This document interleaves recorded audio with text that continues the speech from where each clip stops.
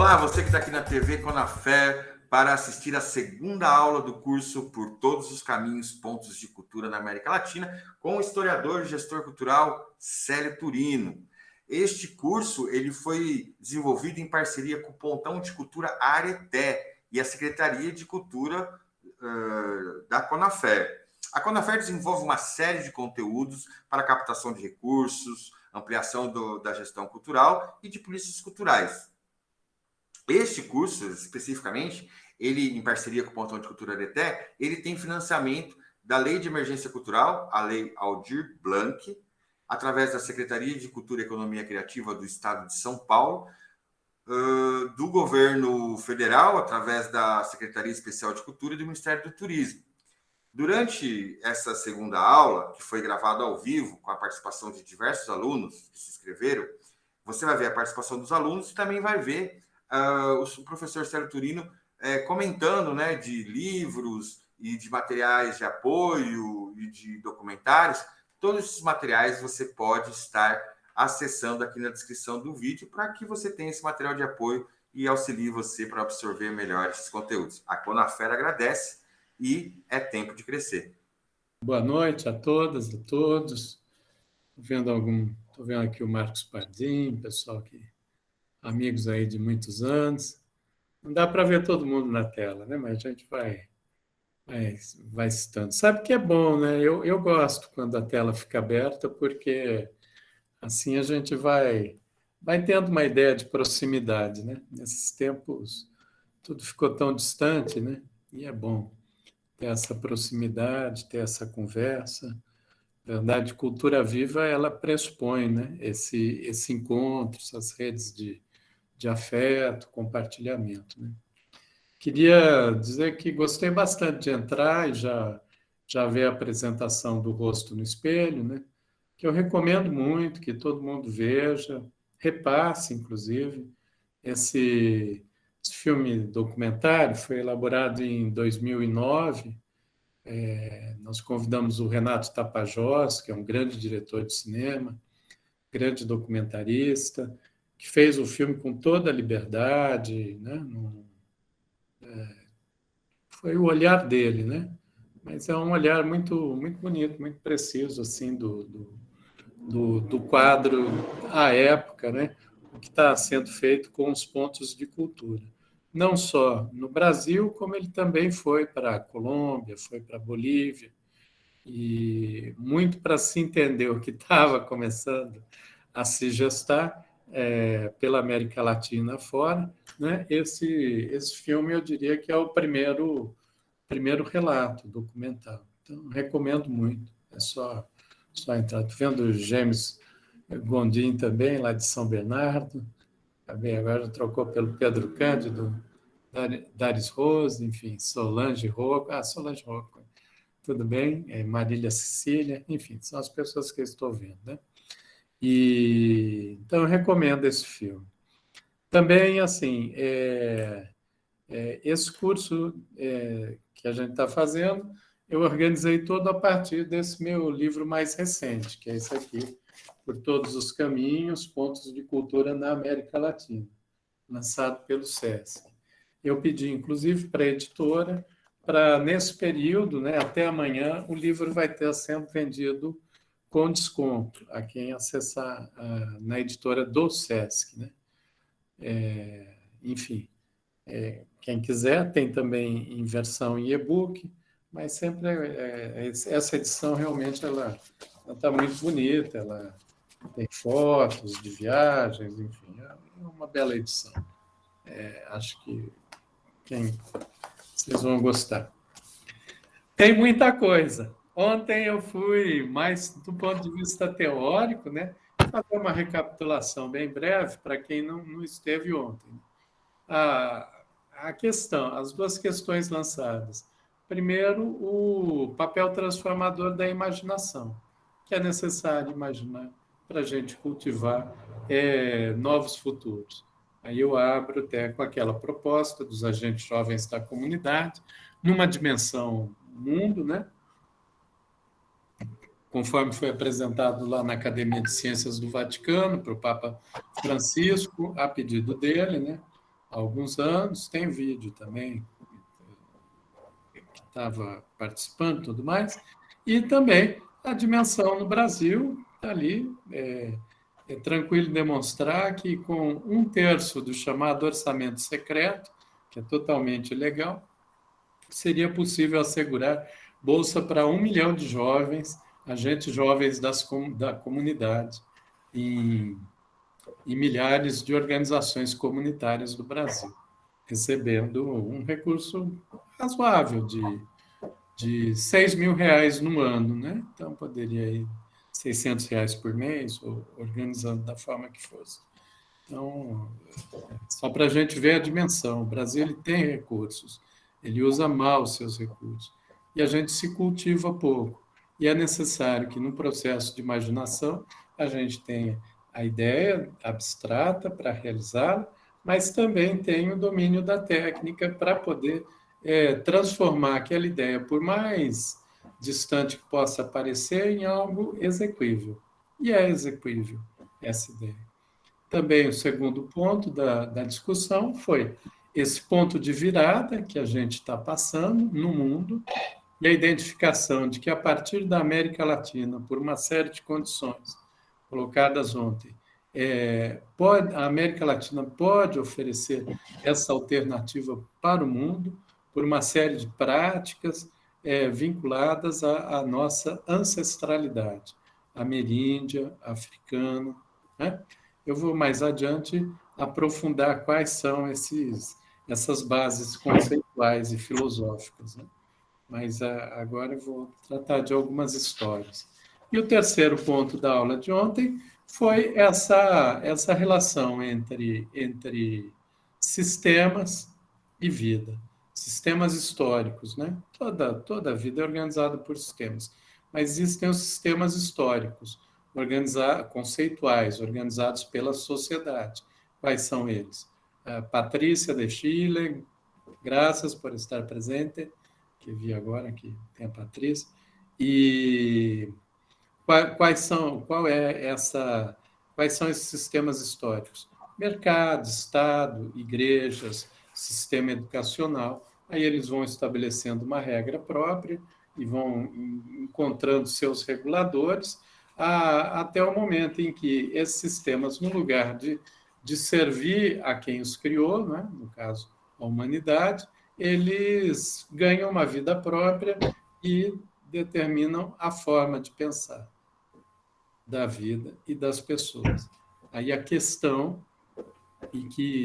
da qual eu tenho me debruçado há anos, né, até a ideia, ao pensar o ponto de cultura, tinha muito isso, é encontrar um ponto, daí também ponto de cultura, um ponto de resistência e talvez de equilíbrio, né? Porque não é possível acabar com o sistema. Se acaba com o sistema, vai criar outro, né? Os sistemas eles sempre vão sendo refeitos, né? Mas é criar um ponto de equilíbrio na relação entre vida e sistemas, né? Então, basicamente, esse foi o debate de ontem. Aí houve também perguntas, questões em torno do Cultura Viva, que é o programa Cultura Viva, aí não tinha como deixar de colocar, né? Mas esse curso ele tem mais esse sentido conceitual, filosófico. Mas para a aula de hoje, eu achei que valia a pena entrar em histórias, né? Histórias profundas, né? Fazendo mesmo uma viagem à semente, a gente tentando produzir uma anamnese social. Essa é a intenção. O livro ele é dividido também em duas partes. Tem a parte conceitual, filosófica, e depois tem as histórias, do México até o Chile, passando aí por 11 países, né? Cada capítulo ou tem um país ou um determinado tema. Eu vou começar com uma leitura, porque acredito que é o mais interessante. Depois eu falo sobre ela. Ouçam com atenção. Vale a pena. É um documento de 1222. Os portugueses nem haviam colocado os pés nessa terra. É uma carta.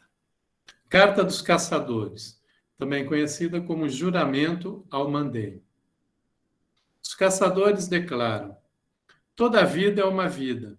É verdade que uma vida aparece antes da existência de outra, mas uma vida não é mais antiga, mais respeitável que outra, assim como uma vida não é superior a outra vida.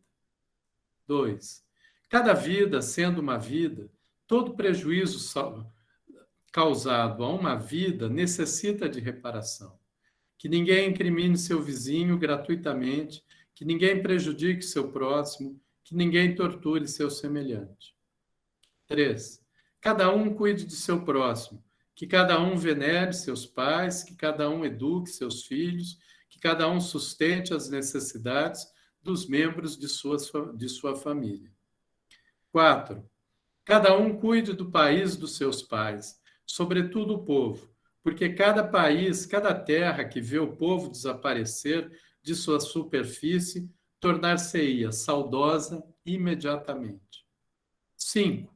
A fome não é coisa boa, a escravidão tampouco. Não há pior calamidade que essas coisas neste mundo. Enquanto tivermos a aljava e o arco, a fome não matará ninguém no Mandém. Se, por acaso, a fome vier a enfurecer, a guerra nunca mais destruirá as aldeias para capturar escravos. Ninguém mais porá um cabresto na boca de seu semelhante para vendê-lo. Ninguém será mais espancado ou executado por ser filho de escravo. 6. A essência da escravidão está hoje extinta. De um muro a outro, de uma fronteira a outra do Mandém. As incursões com capturas estão extintas a partir de hoje no Mandém. Os tormentos nascidos desses horrores se acabam a partir de hoje no Mandém. Que provocação esse tormento! 7. Os ancestrais nos dizem que o homem, como indivíduo feito de ossos e carne, medula e nervos, pele coberta de pelos e cabelos, se alimenta com comidas e bebidas, mas sua alma, seu espírito, vive de três coisas: ver o que ele quiser ver, dizer o que ele quiser dizer, fazer o que ele quiser fazer.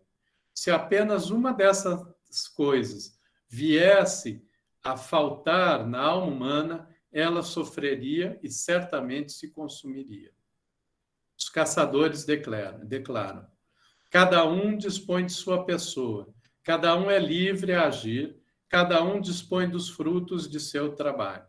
Assim é o juramento ao Mandém, destinado aos ouvidos do mundo inteiro.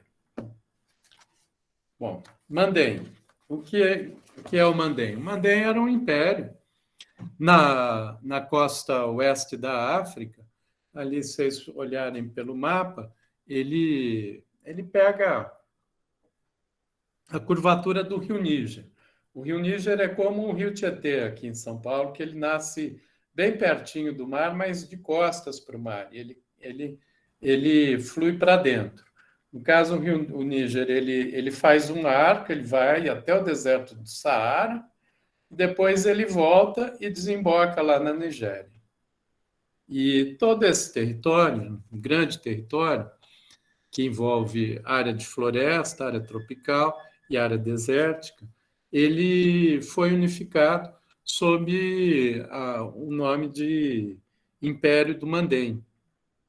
À época, inclusive, isso eu estou falando aí século 13, 12, 11, 10, algo assim, um pouquinho depois também. À época, esse foi o império mais rico do mundo. Há, inclusive, suspeitas de que um dos imperadores do Mandém ele atravessou o Oceano Atlântico e chegou aqui na costa da América. Tem povos de características de pele mais negra no México, que são os Totonaca, daqui a pouco eu falo deles, e também tem os chamados botocudos, que foram encontrados no período da colonização do Brasil. Ele dizia que o oceano seria como um rio maior. Era um rei muito, muito, muito rico e que tinha grande produção de minérios, né, e de ouro, mas não é sobre ele que eu vou falar hoje aqui. Hoje, o que eu quero falar é sobre a Carta dos Caçadores. Essa carta ela foi uma declaração unificada no Império do Mandém e que até hoje ela é recitada. Por quem? Pelos griots na costa da África toda. É essa carta. Quando eu a encontrei, e assim, acho que pelo menos eu não conheço nenhum outro livro aqui no Brasil que traga essa carta, para mim foi algo muito revelador, quase uma. Olha, eu fiquei em êxtase. Não sei se vou conseguir compartilhar essa quase epifania mesmo, porque é, não é a alegação nas aulas de história de que a escravização de negros na África aconteceu pelo hábito da escravidão e tudo mais. A escravização ocorreu em toda a humanidade, né? Foi uma chaga até aqui entre indígenas, né? Os Cadivel, eles aprisionavam outros indígenas e tudo mais, né? E então não tem um recorte racial, no mundo todo houve, né? Mas aí a justificativa da escravização aqui para a América era de que a população da África era mais habituada à escravização, até culturalmente, né? E eis que eu encontro esse documento de 1222, que é a primeira declaração de abolição da escravidão no planeta. E ela é lá, do Império do Mandei. Quem a recita são os caçadores e hoje os griots. E isso tem passado pela cultura oral, mas também está documentado, de geração em geração. Essa abolição da escravidão, ela foi revogada. Ela foi revogada numa outra Constituição, que é a segunda Constituição mais antiga do mundo, equivalente ali à Carta Magna na Inglaterra, que é a Kurukan Fuga.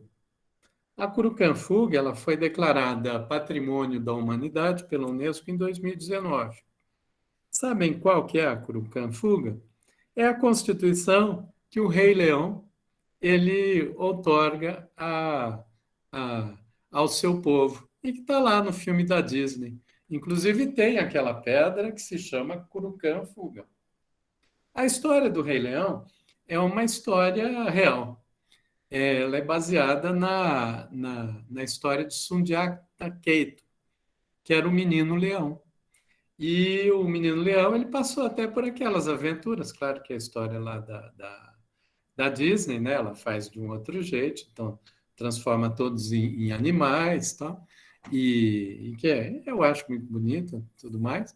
E foi mais ou menos isso. O Sundiata ele foi expulso do reino, da qual ele era herdeiro, pelo tio dele, Sumioto, e ele, quando cresce, ele volta e reconquista o reino. E aí outorga essa Constituição, que é a Kurukan Fuga.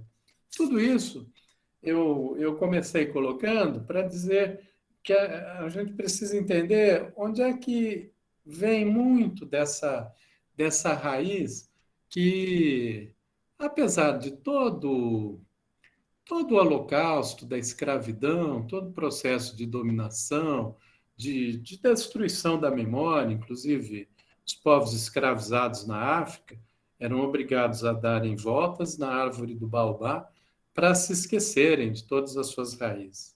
Inclusive, eles eram misturados entre povos que falavam idiomas diferentes, que brigavam entre si, exatamente para não criar laços de solidariedade.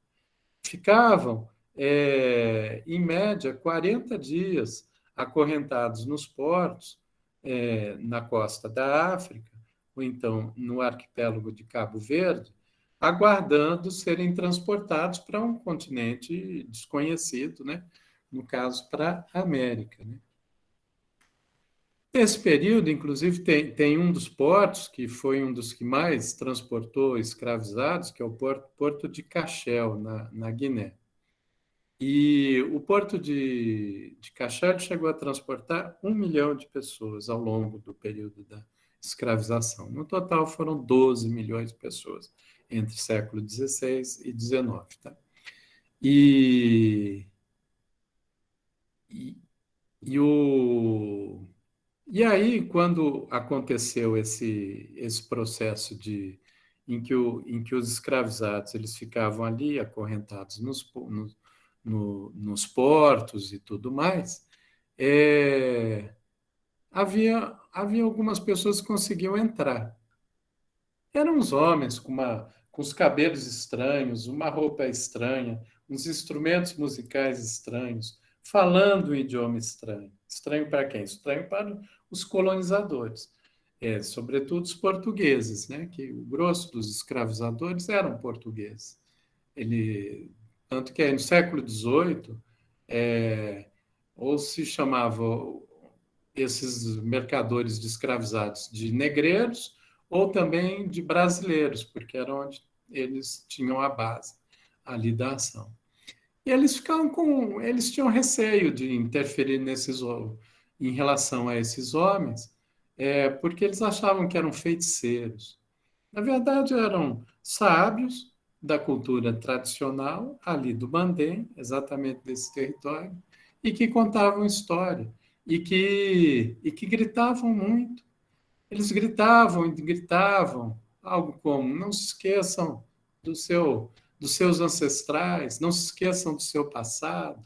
Declamavam a Carta dos Caçadores. Por isso mesmo, eles foram chamados por gritadores pelos portugueses.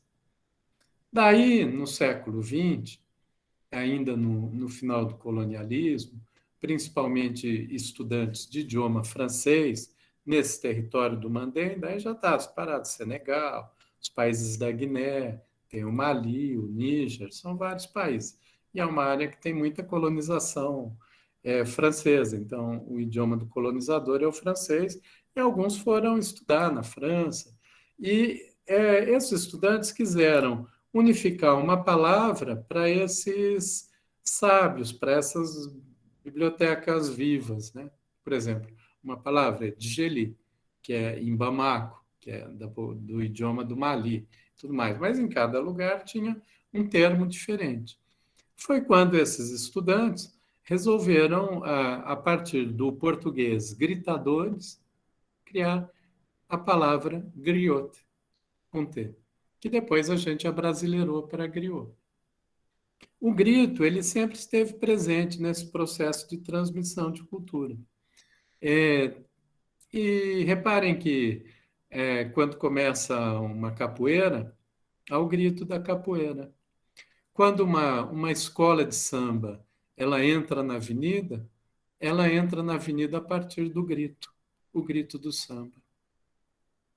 É o grito dos gritadores. É como se houvesse ao longo de tempo, né, que a gente vai perdendo, às vezes, essa referência da história, mas ao longo de séculos vai se mantendo aquela sabedoria ali que está em dormência, ancestral, é ela que permite que a gente volte. Né? E quando a gente consegue fazer florir de novo essa semente que está ali em dormência, a gente vai alcançando processos de emancipação.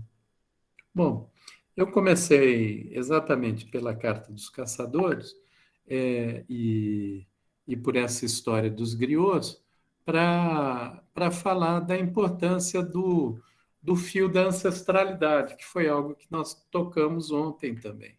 Quando a gente puxa esse fio da ancestralidade, mas puxar exige assim um cavocar muito grande, porque são histórias de avós, histórias de mestres que nós fomos conhecendo, que nem sempre são contadas de uma maneira ordenada, né? Com um você pega um ponto, com outro você pega outro ponto, e depois vai juntando, né? Esse é o nosso papel, são camadas e camadas e que a gente vai puxando, puxando, puxando, até chegar em documentos como esse. Meu desejo seria que uma carta como essa fosse lida, tivesse presente em todos os livros didáticos aí para as crianças. Inclusive porque ela é uma carta bonita, ela é poética. A própria O próprio filme da Disney, né? Ele pode, quando a gente conhece essa história, a gente pode dar uma aula de história na sala de aula aí para as crianças de uma outra maneira, passando o filme e contando a história do Mandem. Dessa história do Mandem, eu vou aqui pegar um trechinho do livro, né? Bem curto, não quero também ficar lendo coisas para vocês, mas enfim. Então, partindo disso, né? Os griots que atravessaram o Atlântico em Holocausto são depositários desse juramento ao Mandem, ou Carta dos Caçadores. A revolta dos malês, levante acontecido em 1835 na Bahia, que assustou os senhores de escravizados de todo o Brasil, recebeu essa denominação porque os revoltosos eram originários do Mandem, ou Mali, a terra do Lei-Leão. Luísa Maim, mãe de Luiz Gama, o escravizado que se torna advogado para libertar escravizados, foi uma das lideranças desse movimento acontecido na Bahia. Foi uma rainha leoa. São memórias ancestrais, perdidas no tempo, recuperadas nos pequenos gestos, nas cantorias, nas brincadeiras e nas histórias de avós. O significado da cultura viva é esse, de a gente conseguir fazer esse processo de aproximação. Ela está presente na ancestralidade africana, mas está presente na ancestralidade ameríndia. Existem vários mestres transmitindo a cultura em todos os cantos. Eu vi que a Maria Santana levantou a mão, eu só termino aqui e eu já é sobre som, pensei que era alguma coisa. Então já está resolvido, pelo que eu entendi. Está me ouvindo? Ou será que eu que apaguei? Não apaguei nada. Na verdade, as culturas ameríndias também são transmitidas dessa forma. Quando nós vamos numa aldeia lá no Xingu, no final da tarde, todas as tardes, acontece um processo de contação de histórias, uma verdadeira ópera no centro das aldeias, em que se conta história, reconta e reconta e reconta. É algo. O Darcy Ribeiro, quando ele esteve com os indígenas, até teve com os Cadivel, né? Ele, que é no Mato Grosso do Sul, ele disse que ele encontrava facilmente indígenas que conseguiam contar até a 30ª geração de ancestralidade. Eu paro na minha bisavó, Elisa Seleguin, que veio do Vêneto, lá da Itália e tal. Paro nela, eu não sei, eu não consigo puxar o fio além da minha bisavó. Vocês também façam um exercício com vocês. Mas com os povos indígenas é muito comum contarem histórias de, nem sei qual seria o tetravó, alguma coisa assim. Por que tem essa repetição e esse exercício da contação de história permanente?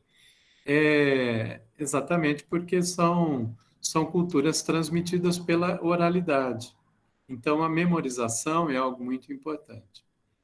A memorização ela traz também um outro elemento que é muito importante, que a gente vai pegar aqui agora, que é o do sagrado da palavra. É a palavra sagrada mesmo, a palavra empenhada. Que até os mais velhos têm isso, não tem? Ainda hoje aqui. A palavra de honra, né? A palavra sagrada. Não, a gente, quando criança, assim, você não podia mentir, né? Ser mentiroso era uma ofensa muito grande, né? Uma criança. Você é mentiroso, né? Hoje isso se perdeu, né? Tanto que até esse ambiente assim mais intenso de fake news, de mentiras, de distorções narrativas, manipulações narrativas, hoje ele é até um valor normal. As pessoas fazem como se fosse algo simples. Para povos tradicionais, desonrar a palavra era como desonrar a própria vida. Era preferível morrer a desonrar a palavra. A palavra tem uma força, porque ela tem uma força de ação. Esse é um outro ensinamento que a gente pode puxar dessa cultura ancestral. Mas eu vou parar por aqui, são 19h41, e vamos assim, se vocês tiverem algumas perguntas, podiam se inscrever, e aí depois eu passo para uma segunda parte, que vão ter 3 partes hoje a aula. Então, eu não queria fazer como ontem, que eu fiz vocês ficarem até 9h30, ficou muito tarde. Então, hoje a gente vai tentar encerrar às 9h, né? Querem abrir? Pode ser? Pode ser, Marcelo? Se alguém quiser levantar alguma pergunta sobre isso. Eu tenho uma pergunta para provocar aqui as pessoas que não estão querendo perguntar aqui. Não vi nenhuma mãozinha levantada. Vou vendo É aqui. que acho que eles estavam pensando que eu ia fazer igual ontem, eu falei até 8h15. Ah, tava boa a história que você estava contando aí. Tava meio, acho que a galera meio que falou, ele parou de contar a história. Aí estão Então começando a tá pensar. bom. A história tem essa magnitude, né? Mas a minha pergunta é simples, sério. Quando você acaba se tornando, a palavra intérprete é feia, a palavra mediador pode ser feia, mas não encontro essa palavra. Mas você também acaba sendo melhor, um diplomata, uma diplomacia, ou um intérprete, ou um tradutor. São todas palavras, quando você vai pegar o campo semântico delas, elas são. Mas esse mediador de mundos, né? Porque você traz toda a sua carga intelectual e, ao mesmo tempo, de toda essa trajetória que você tem como pesquisador também, e como intelectual, escritor, para protagonizar essas narrativas que muitas vezes não estão nos livros. Uhum. A questão é, como gestor público e como escritor, quais os desafios de cumprir esse papel de estar conectando esses mundos e expondo essa questão, né, desses sistemas de dominação e poder, desses sistemas da vida, transversalizando isso enquanto filosofia, que eu acho que você também acaba construindo uma certa filosofia sobre isso, e refletindo isso também em políticas públicas e pensamentos para a construção de ações sociais, culturais. Mediador de mundos. É que o mestre Lumumba ia falar assim, só lembrando aqui que é o mestre do sério também. Mediador é o que media a dor. Tradutor é o que Tá traduz a certo. dor. É verdade, né? Aprenda, meu filho, que você tem que dividir a palavra sempre no mínimo em 3 para você saber. Mas enfim, não tem palavra melhor. Deu para entender, sim. Acho que tem 2 aí que estão inscritos também, né? Vamos pôr todo mundo junto. Vamos ver aqui qual que é Aí, a sim. ordem. Deixa eu ver. Salve, Juninho! Bom te ver, não sabia que estava aqui. Estou vendo aqui o Fábio, o Celso primeiro, Celso dos Santos, depois o Júnior, depois a Cláudia. Estamos nessa ordem. Vamos na levada de 5? Vamos, né? Mais alguém? Ou então, peraí. E aí a gente já. Então aí, ó, Celso, está contigo, depois a gente vai para o Júnior Fabri, depois para a Cláudia, e quem mais ainda? A gente tem ainda mais 2 inscrições, tá bom? Vamos lá, Celso. Ok, estão me ouvindo bem? Sim. Eu estou ouvindo. Tá. Vou me apresentar primeiro. Meu nome é Celso, eu moro na Praia do Cassino, na cidade do Rio Grande, a 200 quilômetros da fronteira com o Uruguai, bem ao sul do Brasil. Eu lembro de você, Celso. Pois é, nos encontramos várias vezes. É verdade, eu até fiquei de visitar vocês e não fui. É um lugar que eu me arrependo de não ter ido. De 2004 a 2012, eu fui um dos coordenadores do Ponto de Cultura Arte Estação, aqui na Praia do Cassino. Nesse período, eu participei de todas as teias, né? E participei da teia regional também em São Francisco do Sul. De 2013 a 2015, eu fui secretário de Cultura aqui da cidade, né? E agora eu estou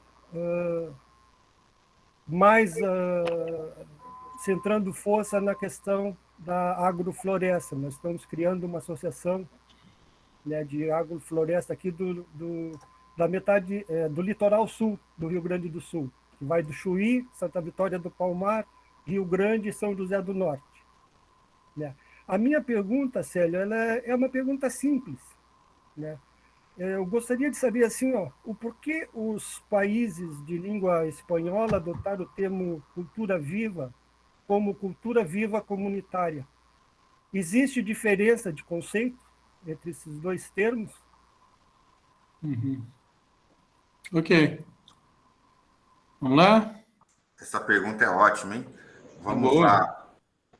Agora, minha colinha aqui. Júnior Fabri, contigo. Júnior Fabri.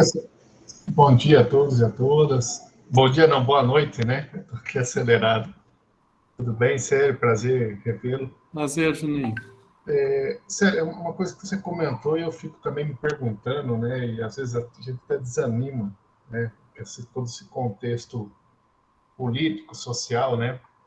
A gente vê trabalhadores defendendo, que mais sofre, né? Defendendo esse atual governo, né? Chega uma hora que desanima, né? Que cai naquela questão que você comentou da ancestralidade, né? Que eu vejo assim, né? Só para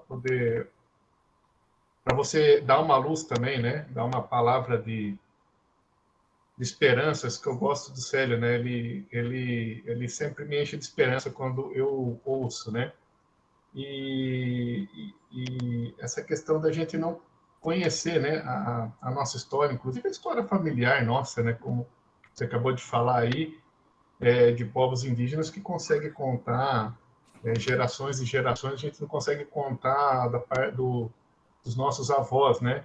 É diferente um pouco dos orientais, que pelo menos o que eu tive contato já tem essa ligação mais com seus ancestrais.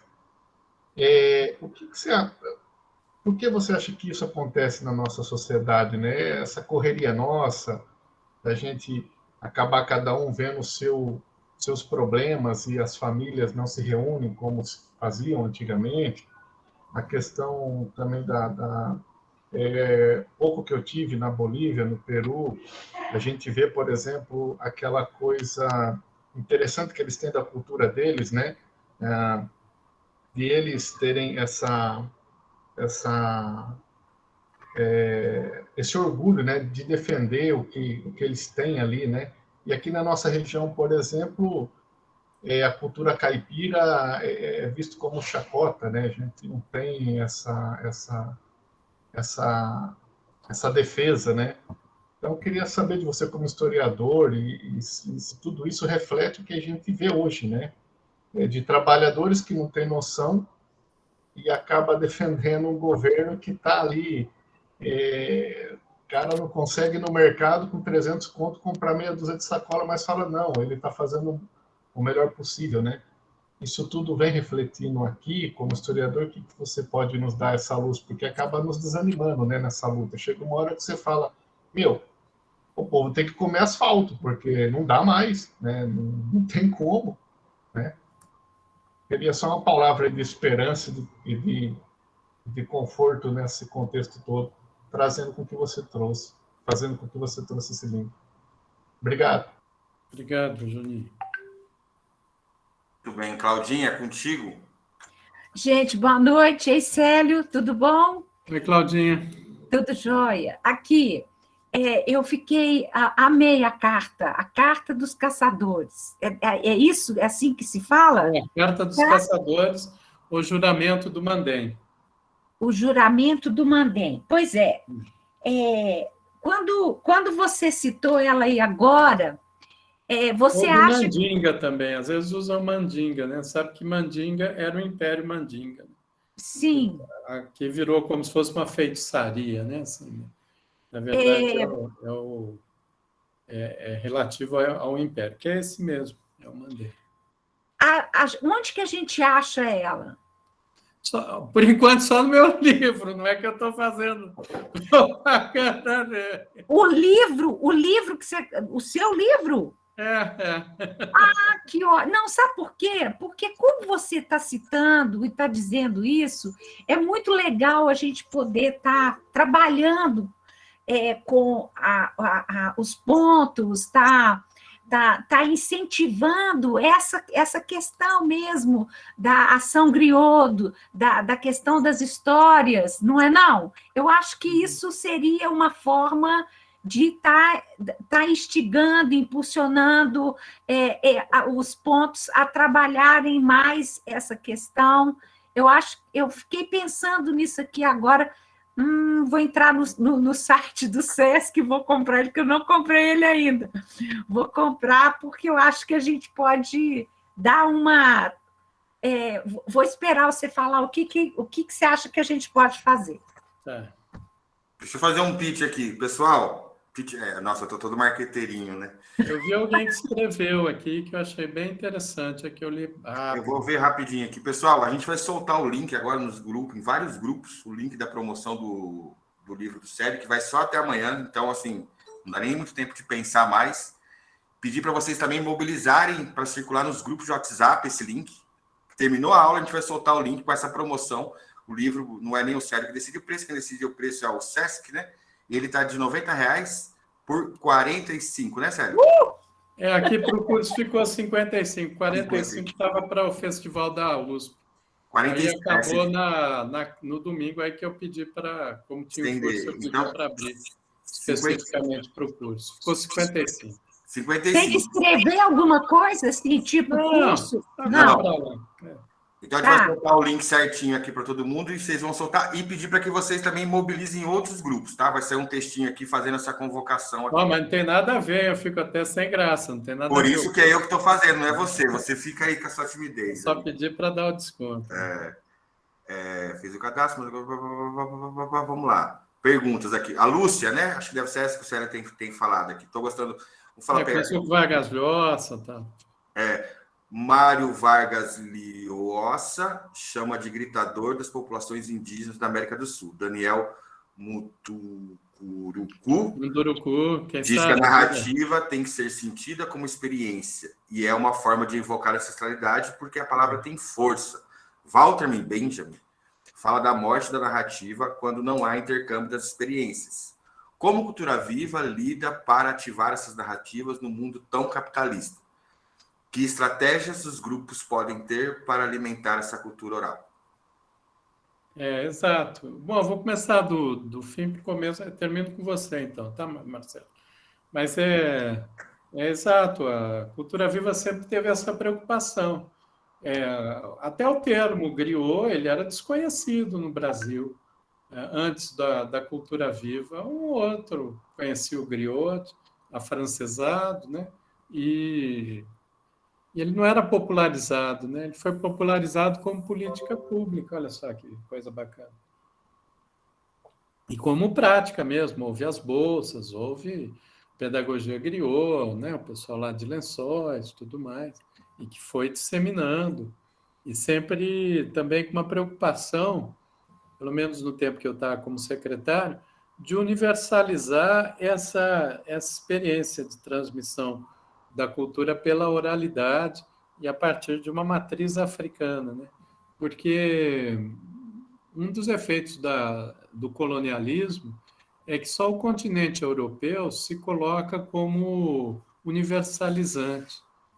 Ele pega os valores, por exemplo, democracia. Democracia nasceu onde? Nasceu em Atenas, nem na Grécia, mas especificamente em Atenas. O que era a democracia ateniense? Era a democracia de um lugar em que apenas os homens proprietários, né, os aristocratas, decidiam. Eles tinham um jogo que era uma luta de morte, que era o chamado pancrário, podia furar o olho do outro, morder a orelha, arrancar a orelha, matar o adversário. Eles tinham meninos aí de 10, 11 anos para o seu deleite sexual. As mulheres não tinham voz, os trabalhadores também não, mas é dali que nasce a democracia. Se a gente olhasse uma cidade, uma civilização, com o olhar de hoje, né?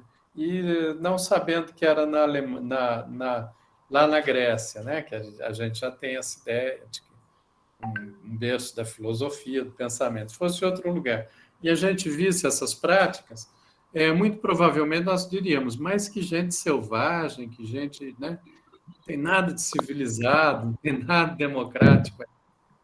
Então, vocês vejam que, apesar disso, essa experiência, de fato, se construiu a democracia a partir dali da Grécia. E ela se torna uma experiência universal, como outras também. Em todos os povos, há experiências, há práticas, há éticas, há filosofias que podem ser universalizadas e transpostas para outras civilizações, né? E isso é bom, porque isso fortalece a cultura do encontro. Mas o colonialismo impede que a gente pense nessa possibilidade. Os griots, por exemplo, na prática como política pública com a cultura viva. A gente tentou exemplificar como uma universalidade, pelo menos assim. Talvez nem todos viram disso, às vezes achavam mais que devia ser uma afirmação da ancestralidade africana. Eu, particularmente, pensava diferente. Mestre de tambores.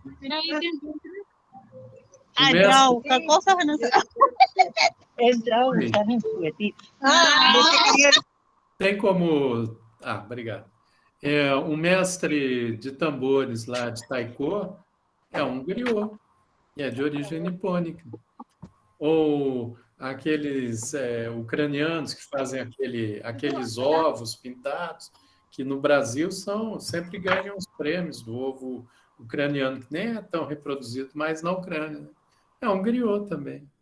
Todos esses conhecimentos ancestrais. E era bonito quando essas outras culturas se apropriavam desse sentido, porque é o sentido da universalidade.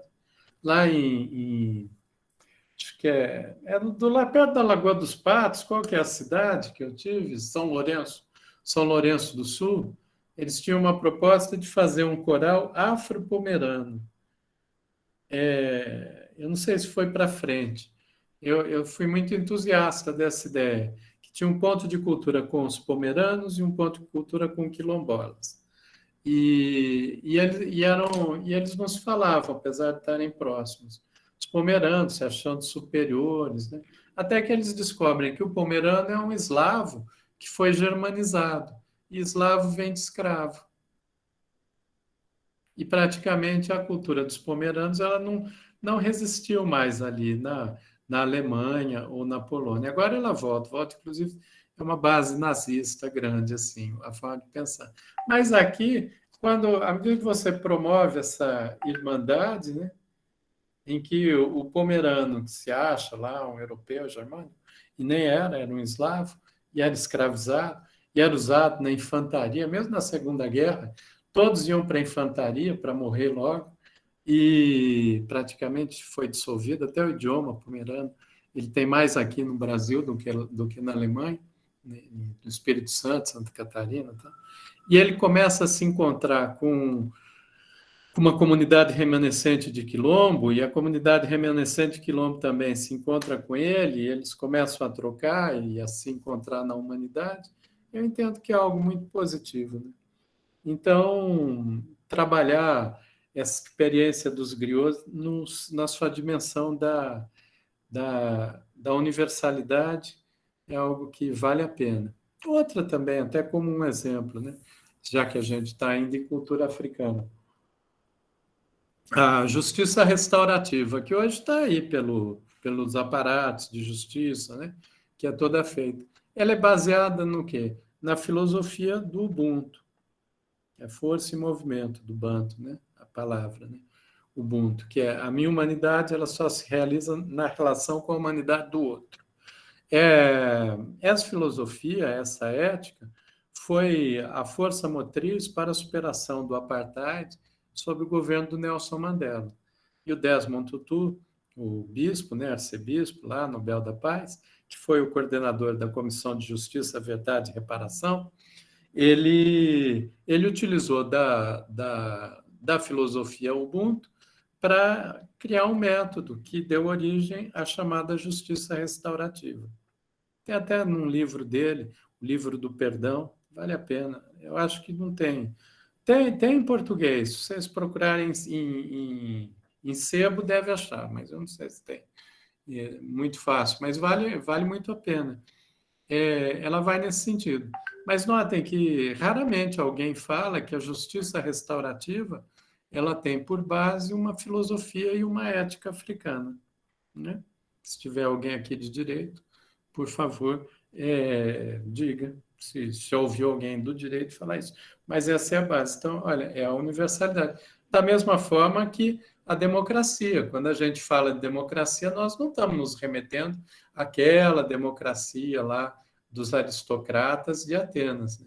A gente está se remetendo a um outro conceito, então também muda, mas puxou pelo universal.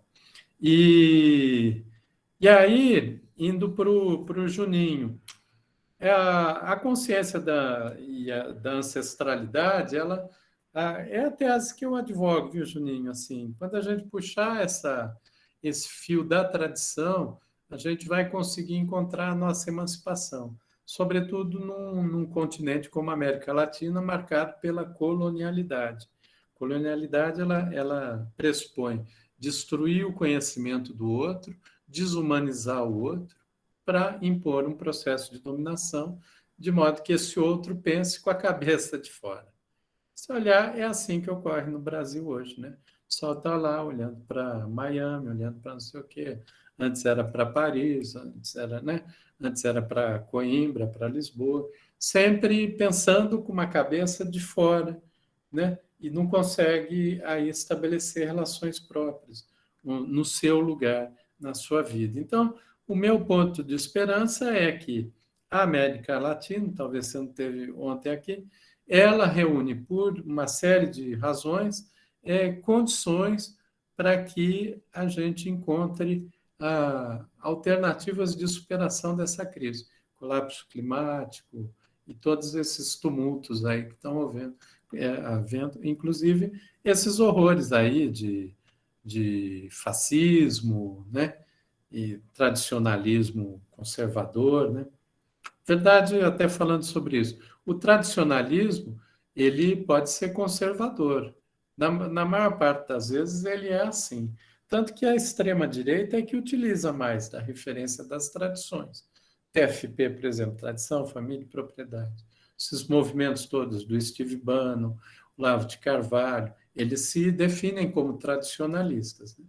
Por quê? Porque eles buscam uma tradição que é inexistente, uma tradição idílica inventada para propor uma imutabilidade. Tanto que eles são conservadores. Quem quer conservar o mundo injusto quer conservar a injustiça, tá certo? Num mundo sob o racismo, se eu sou conservador, eu quero conservar o racismo.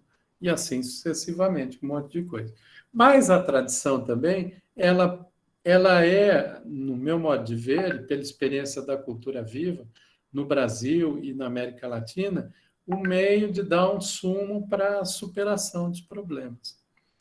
A Carta dos Caçadores, né? Usar o que fazer com ela, né? Olha, está aqui, e você sabe que até o meu outro livro eu boto em Creative Commons até, né? Tá, do ponto de cultura é só baixar em PDF gratuitamente, né? Esse aqui tem uma edição mais cara, exigiu um investimento grande, então saiu a edição pelo Sesc, enfim, ele tem um custo, né? E é necessário até para viabilizar, mas tem também o e-book, mas trechos, eu fui liberando trechos do livro, quem quiser, inclusive, procura lá no site Outras Palavras, que tem vários pedaços de capítulos que eu fui liberando, de histórias e tal. Não está Carta dos Caçadores, mas o ideal seria que alguém pegasse, reproduzisse. Eu acho que essa carta tinha que ser lida em sala de aula, no meu modo de ver. Toda criança tinha que conhecer essa história, porque é bonita.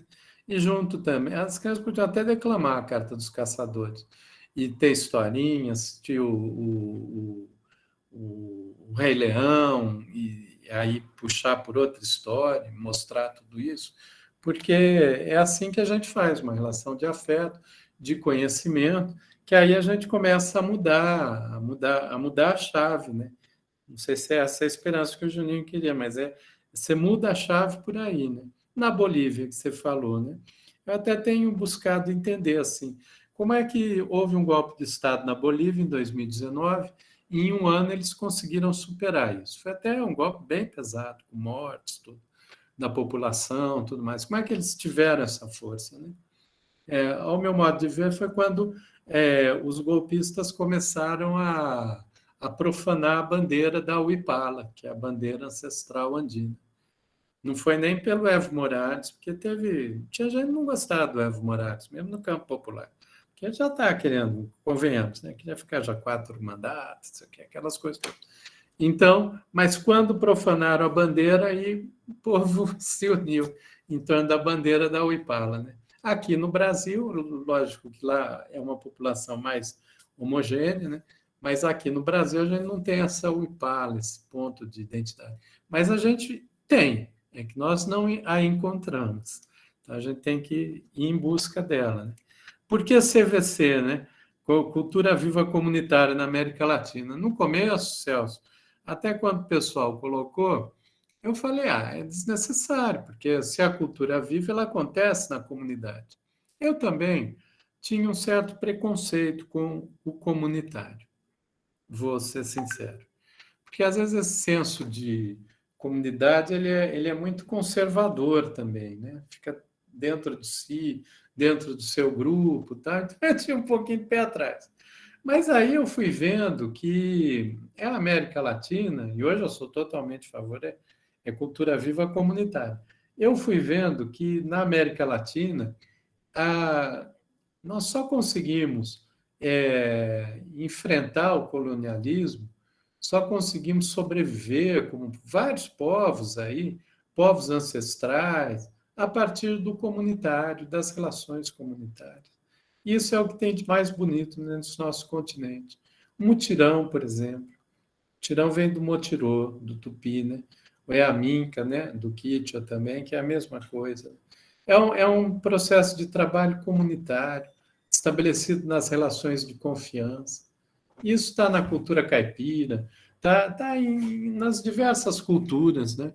É o povo se ajudando. Vamos ver agora aqui mesmo na pandemia, o quanto não houve de relações de auxílio mútuo entre o povo, né? Exatamente por esse senso de comunidade. Quando se quebra o senso de comunidade, as pessoas ficam cada vez mais individualizadas, e é o que ocorre hoje. Na sociedade como a brasileira, ela tem quebrado esse senso de comunidade, né? Há até ódios, né? Que são como com a política de instigação dos ódios e das diferenças. Então, é necessário restabelecer esses vínculos de comunidade, mas de a comunidade ir além dela própria como comunidade e ela se encontrar com outras comunidades. Tem um povo que eu tenho estudado, até tenho escrito sobre eles, e que eu vou publicar aí, que vai ser a minha tese, tá, na USP, são os Axaninca.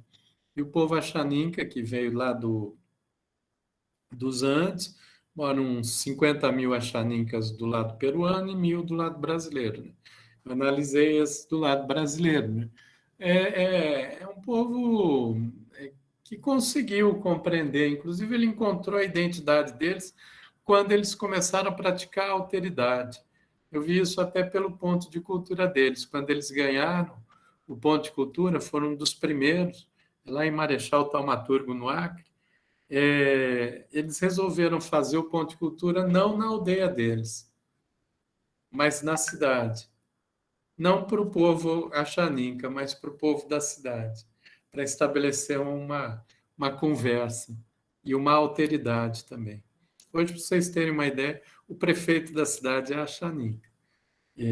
Mas, enfim, aí eu puxaria para uma outra história. Eu analisei ali uns 15 anos com eles e acho que é um bom exemplo de um povo que pratica, que encontra a alteridade, mas a alteridade caminha ao lado da alteridade, que é se ver no outro. Né? Por último, aqui do Marcelo, que colocou como mediação, né? Tem que ter mesmo. Até mediador é bom, né? Porque são dores, são todas essas dores que a gente tem, que o mundo tem. Então, é bom que tenha mediações de dores também, né? Bom, o mestre Lumumba é um sábio e ele foi meu mestre, eu conheci ele quando eu tinha 16 anos. Então, eu acho que eu não tinha ouvido um mediador, mas acho que vale a pena também. Então, na verdade, a gente precisa fazer essa mediação, esse encontro entre mundos, e na política pública é, é necessário ir além desse tecnicismo.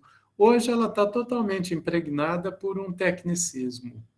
Esses organismos internacionais, mesmo processo de formação, tudo bota nos quadradinhos, focalização. Veja, eles trabalham com essa ideia de focalização, como se fosse a melhor política do mundo. Ela não é. A gente precisa se reencontrar na universalidade, na universalização de políticas. Veja a eficiência de um SUS, que é uma política pública baseada na universalidade, né? O significado que ela teve. A pandemia mostrou isso. Sem uma ação de universalidade, você não sairia da pandemia, não enfrentaria a pandemia, mas outras coisas também. Então, eu penso que uma política pública ela deve partir dessa perspectiva primeiro, da transformação social, porque você, num mundo injusto, você se conformar com a injustiça é uma rendição, no mínimo. Estou aqui medindo a palavra.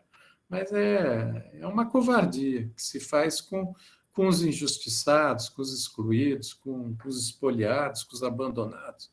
Então, se a gente busca um espaço mais amplo de poder, de gestão no Estado, ele tem que estar a serviço da alteração desse quadro de injustiça. Então, esse é um elemento. Segundo elemento, a possibilidade da vida em comunidade, restabelecer esse sentido de vida em comunidade, e em que várias comunidades interagem entre si, até para que a gente consiga superar a ideia, inclusive, de comunidade humana, e ir para uma perspectiva mais biocêntrica, e não antropocêntrica. E sobre isso eu vou falar amanhã, amanhã eu pego pelos ameríndios e vou pegar pelo bem viver, né? Hoje eu peguei pelos griots aqui, por processos educativos. Então, não vou me antecipar para de amanhã. Mas a necessidade da política pública está a serviço disso. Acho que nós perdemos o pé. Até aqui no Brasil, muito desse golpe de 2016 ter triunfado e tal, é porque já havíamos perdido o pé antes. E fomos perdendo o sentido de uma ação de transformação. E sempre aquilo, encantamento. Sem encantamento não tem transformação possível. Tá bom? Posso passar para a segunda parte? Então vamos lá. As formas de transformação. A humanidade ela sempre trabalhou nessa perspectiva ou da continuidade ou da ruptura, não é? De um lado você quer permanecer e de outro você quer ter uma mudança. Mas nos últimos 200 anos, a gente passou a ter uma ideia de que as mudanças elas se davam de uma maneira brusca, né? Que seria por uma revolução, né? Eu continuo acreditando na revolução e por isso luto. Mas eu vejo que a forma da revolução ela é diferente, ela é mais uma forma em metamorfose. Então, ela acontece num processo em que é como uma metamorfose mesmo de uma borboleta, em que a lagarta está ali no casulo, vai se transforma em pupa, depois vira uma borboleta. Vai nascendo, é o novo que vai nascendo, é um processo de gestação um tanto quanto lento, doloroso, mas em algum momento ele tem que ser cultivado. O desafio é cultivar e acelerar o processo também, né? Porque A gente também não quer ter mudança quando a gente estiver morto, né? Também pode ser, vamos fazer para as próximas gerações, mas a gente também quer ver algumas mudanças, né? Então, eu diria que assim, é uma intransitividade de mudança. Aí aqui eu vou ler, aqui não é meu, é uma citação do James Clerk, que é sobre um livro bem interessante, Caos, a criação de uma nova ciência. Ele fala, ontem eu falei dos sistemas, né? Aí aqui com o Gleick, né? Que ele é matemático, né? Ele. Então aí ele fala sobre os sistemas quase intransitivos. Um sistema quase intransitivo evidencia uma espécie de comportamento médio durante muito tempo, flutuando dentro de certos limites. E então, sem qualquer razão, passa por um comportamento diferente, ainda oscilante, mas produzindo uma outra média. É muito o que a gente vê na meteorologia e nas mudanças climáticas agora. E quando a gente pegar esses furacões, tudo isso que estão acontecendo, né, a gente está nessa quase intransitividade. Tanto quando o pessoal põe essas marcas, 1,5 de temperatura, 2, 2,5, 3, não é à toa. É porque a ciência já sabe que vão ocorrer mudanças qualitativas muito grandes na natureza. E a gente vai sair perdendo, né? Como humanidade, né? Porque a natureza é mais forte. Então, é um processo de permanência e revolução que vão se intercalando em momentos de violência, de beleza, de permanência, imutabilidade e também invenção, né? E o novo só prevalece, se sustenta, quando resultado de um profundo processo de gestação e cultivo. Por isso, metamorfose. Então, um papel também que a gente teria na construção de políticas públicas seria esse cultivo para metamorfosear processos, né? Em que vão interagindo territórios em rede de intercâmbio, e aí esses territórios vão ganhando uma autonomia relativa. A ideia do ponto, vocês vejam que é bem nesse sentido, né? Autonomia, mas é uma autonomia ainda relativa, né? E aí pode ocorrer de ter uma aceleração de processo que a gente não controla, né? E as formas organizativas, elas também têm que variar conforme essa perspectiva. Se a gente quer uma mudança, uma transformação e metamorfose, a forma de organização também tem que mudar. Ontem eu falei, né, do poder como algo relacional, em que você delega poder para alguém concentrar muito poder.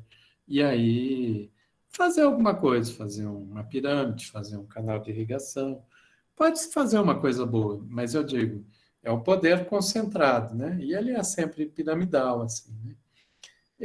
Eu diria que aí, da mesma forma que a gente fala do colonialismo, a gente tem que falar do patriarcado. O patriarcado mudou a chave de a humanidade pensar também. Essa mudança foi mais ou menos ali também na Revolução Agrícola, no Neolítico, né? Há uns 10 mil anos atrás. E ele sempre nos orientou nessa forma mais reta. As formas nesse quadro de metamorfose, elas têm que ser mais orgânicas, mais na forma de um útero, eu diria, e menos na forma de um falo. Então, ela é mais acolhedora nesse sentido, né?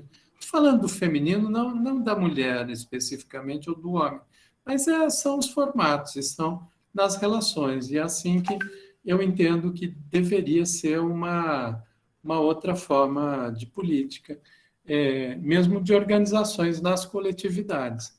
E até que a gente conseguisse superar essa dimensão do ser coisa, né?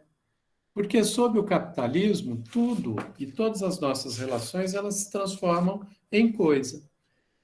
Tudo. A gente vira coisa, né? A gente é uma mercadoria para trabalhar, né? Vende a força de trabalho, antes como assalariado, agora como PJ, né? Mas, enfim, a gente vira coisa. Então, o desafio é deixar de ser coisa, né? Eu acho que ninguém quer ser coisa, mas nós somos uma coisa para produzir, uma coisa para consumir.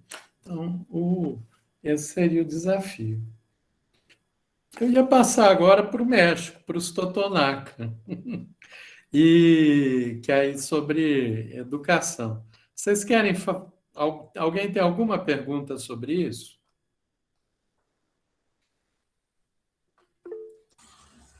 Renato.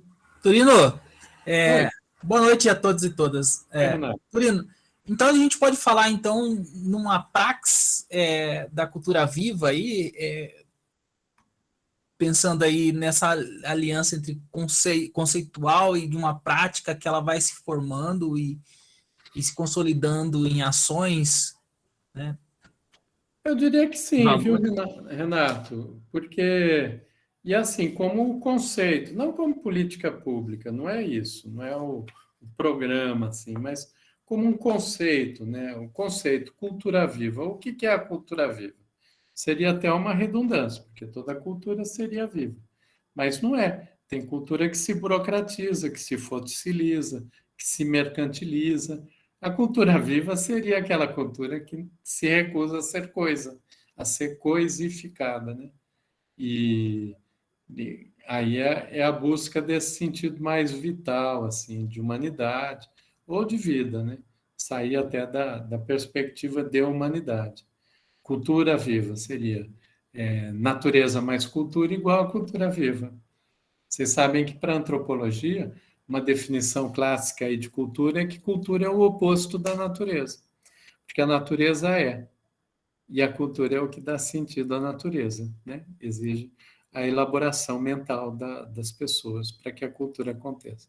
A natureza, ela existe em estado de natureza. Para os povos ancestrais, não há essa diferenciação. A cultura é natureza. Ela é resultado assim da vida, do lugar, dos montes, da relação com os pássaros, no, entre tem até um conceito, né, que foi estudado assim pelo Viveiros de Castro, mas que ele é mais amplo. Ele deu o nome de perspectivismo xinguano, mas eu vi que está presente em todos os povos aqui da América, né, até os Inuits lá no Alasca, na Groenlândia. Ele diz que não, aí no caso dos xinguanos, né, estudou com os Yaolapti, eu também tive um tempo com os Yaolapti. E aí ele diz que para os Yaolapti e outros povos do Parque Nacional de Xingu, da terra indígena do Xingu, não existe o conceito de humano, porque o humano está sempre em perspectiva. Se uma onça me vê como humano, né, a onça é que se percebe como humana, e eu sou a caça. Se um porco do mato me vê como um caçador, eu sou um monstro, e um humano é o porco do mato. Isso é o perspectivismo xinguano. Mas isso está presente nessas culturas ancestrais ameríndias todas, que você muda a perspectiva. A cultura viva seria um encontro com essa perspectiva também, com essa mudança de perspectiva, né? E com essa relação da cultura com a natureza, não como cultura só um produto da ação humana, né? Enfim, e aí seria uma busca de uma praxis. Em alguma época, eu até confiava mais que isso poderia acelerar o processo de transformação no Brasil. Hoje eu estou um pouquinho menos otimista, ou pelo menos de que eu consiga ver isso, tá? Mas em vida, né? Já estou com 60, não sei se tem, sei lá, quantos mais anos à frente, né? Mas acho que talvez vá ser mais longo, né, esse processo. Mas eu penso que, assim, vários mundos, várias civilizações tiveram suas transformações por diversas maneiras, né? Revolução Francesa, na Inglaterra foi de outra forma, né? Que não teve uma revolução propriamente dita, mas aí combinou com a Revolução Industrial. Revolução Russa, em Cuba foi de outro modo, na China foi do outro. na Argélia, né? Aliás, tem aquele filme A Batalha de Argel, que é muito bonito, principalmente o final. Na verdade, eu me inspiro muito no final do A Batalha de Argel, né? Que é uma revolução em festa, né? Pela cultura, né? Pela cultura e eu diria que também na dimensão do meio ambiente, quando a gente descobrir que o ambiente é o grande patrimônio dessa terra chamada Brasil. E eu imaginaria que assim uma forma de revolução no Brasil poderia vir a partir da cultura. Mas acho que vai se exigir mais tempo. E não sei se eu estou sendo idealista assim nesse sentido metafísico, né, de pensar nessa possibilidade. Mas entendo que a, as ideias elas mudam comportamentos. E as ideias não são só reflexo do modo de produzir e de fazer de uma sociedade. Porque o modo de produzir e de fazer de uma sociedade é também fruto das ideias. E isso está totalmente relacionado à cultura. E o povo brasileiro tem essa característica da inventividade. Não só, todos os povos na América Latina têm. No Chile, vocês vejam as manifestações no Chile, foram bárbaras, né? E agora eu não sei, talvez eles tropecem, né? Para ver como o mundo vai e volta, né? Agora está um cara lá de extrema direita, tá para ganhar o governo. Mas há um ano e meio atrás era um vislumbre, assim, né? Então, todos os atos lá no Chile, não atos muito festivos, muito coreografados. Não sei se vocês viram aquele El Violador Eres Tu, das mulheres, cantaram no mundo todo, em turco, em chinês. Todo mundo fez aquelas coreografias, né? Então, tinha um ato diferente, né? Eu penso que a hora que a gente conseguir, nas manifestações populares de rua, de protesto, trazer essa carnavalização, né, que está no jeito brasileiro de ser, eu acho que vai dar um outro caráter. E a gente vai sair daquele negócio que quero ficar. Sempre são os mesmos, falando no mesmo palanque, o povo ouvindo. Tá. Que a gente aqui está muito disciplinado nesse sentido. Né? Então, teria que entrar uma bagunça, uma culturalização assim, da política. Né? Isso seria a praxis. Tem mais alguém que queria ou podemos partir para o povo totonaco? Antes de iniciar, Torino, eu gostaria de fazer uma última pergunta, assim, porque tem a ver com o início. Não sei se é possível, gente, se tiver alguém aí que queira, mas eu gostaria de saber, Torino, aí se você, por exemplo, aí, como é que a gente pode pensar essa discussão da ideia, as contradições e as complementariedades da ideia de sistema e de rede, né? Porque aí, como é que ela está presente nessa construção da ideia da cultura viva, né? Não do cultura viva apenas. Acho que o Marcelo podia pôr aqueles diagramas assim que a gente fez, logo depois que eu falar sobre isso, aí eu posso tratar disso, tá? Ótimo, então. Marcelo, daqui uns 10 minutinhos, 15, aí você bota aquelas equações todas, aí a gente trata disso. Ótimo, excelente. Bem colocado. Mas aí eu acho que com o visual fica mais interessante. Ó, vou mostrar aqui para vocês. Estão vendo? Isso aqui é um baile. Essa está no livro. Mas só estou mostrando a imagem assim para vocês saberem. Isso aqui é um bailado, que é da América ancestral, aí, muito antes dos europeus chegarem na América, lá no que hoje é o México. Né? E é praticado, é uma dança, que eles têm um pau, né, de 30 metros de altura, em média, e os dançarinos eles sobem nesse pau, eles prendem o corpo na cintura, prendem uma corda na cintura, e um deles fica no topo do pau, cantando, tocando flauta, e 4 outros dançarinos, eles vão rodopiando, vão fazendo uma comunicação entre o mundo de cima e o mundo de baixo. Essa dança é a dança dos voladores, né? Voadores. vocês puserem assim no YouTube para procurar voladores e tal, vocês vão encontrar e vão ver como que funciona a dança. Essa dança é uma comunicação, né, que se faz entre mundos. E é muito bonita, assim, eu tive a oportunidade de ver uma delas. Até algumas fotos estão aqui no livro. E o povo que preserva essa cultura, são vários povos que fazem isso, mas um povo que preserva bem é o povo Totonaca. Os Totonaca, eles foram, inclusive, assim, foi o povo que se aliou com o Cortés, porque eles eram muito dominados pelos astecas. Eles eram um povo muito artístico. E aí os astecas os oprimiam muito. Aí quando chegou o Cortés, os espanhóis, eles se aliaram com os espanhóis e foram até os astecas e ajudaram a derrotar os astecas. Tá? Mas é um povo artístico. Eu seria assim, eles estão chamados assim dos atenienses da Mesoamérica. Tem uma cidade que é o Tarim, que é uma cidade magnífica, assim, que tem mais de 1000 anos.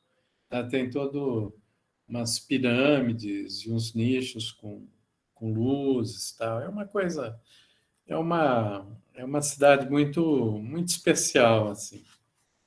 Inclusive, essa cidade, ela aqui, deixa eu mostrar. Essa é um edifício lá da cidade. São 2 árvores, né? E aqui você vê que são 378 nichos que eram todos iluminados.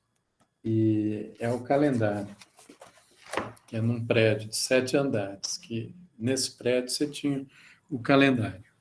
Bom, o que eu queria falar sobre os Totonaca? Para os Totonaca, a felicidade só é alcançada quando a pessoa encontra o seu dom. Para eles, todas as pessoas nascem com um dom. O que é o dom? É aquela força vital, aquela capacidade de você se realizar, e é aí que a pessoa, ao encontrar o dom, ela é feliz. Só que uma pessoa ela não pode saber qual é o dom dela. Ela não, quer dizer, ninguém pode dizer para o outro qual é o dom da pessoa. A pessoa tem que descobrir por ela mesma o seu dom. Então, todo o sistema educacional dos Totonaca é organizado para que as crianças e os jovens descubram o seu dom. Bom, aí a gente vai. É o oposto da educação ocidental, da nossa educação. A gente educa para quê? Para o trabalho, né? Venha para cá, vá para o mercado de trabalho, você vai ser não sei o quê na vida, tá? A educação ela vai formatando as crianças e os jovens de tal maneira que toda aquela energia criativa, vital, ela vai sendo moldada, né? Às vezes é até incentivada, mas ela é moldada, ela é enquadrada, ela é formatada, tanto que educação, formação, né? Formação de forma, botar na forma. Na educação dos Totonaca é o oposto. Eles funcionam, como que funciona o sistema educacional deles? Há 14 casas na escola. A casa do algodão, a casa da madeira, a casa das ervas medicinais, das medicinas, a casa das pedras, a casa dos alimentos. E a criança ela tem que percorrer todas as casas. A casa dos voladores também, que é desse balé aéreo. Então. E a criança vai percorrendo ao longo de anos, até o momento em que ela encontra a casa que é a casa dela. E ali é que ela vai quando teve revelado o dom dela. Né? Eu vou trabalhar com carpintaria ou com tecido. E assim é. E a felicidade dela está em ela se perceber útil para a comunidade, fazendo algo que é bom para ela e algo que atende à comunidade, em complementariedade. Imagine se a gente tivesse uma educação assim, né? Salas de aula todas abertas, livres, as crianças vão andando, percorrendo, de repente fala, eu vou ficar aqui.